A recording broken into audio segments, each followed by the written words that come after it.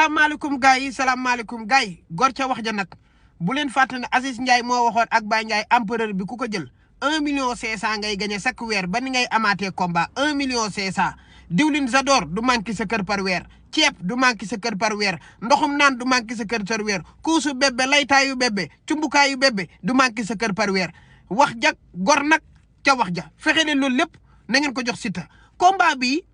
yàlla moo def Siteu mu daan. parce que yéen da ngeen a tëgg combat ba pare di xeex nit ki maanaam da ngeen a tëgg combat ba pare far te loolu baaxul indi mbër mi seen kër ngembee ko fa defee ko fa cumbukaay yóbbu ko Aziz yow pour yow yàlla Njaay la sant pour Aziz Njaay yàlla Njaay la sant déedéet yàlla santul Njaay àdduna yàllaa ko moom lii moo tax yàlla bëggul koy sot ak koo xam ne day tuutal nit moo tax mu jël ndam li jox ko Siteu gor nag ca wax ja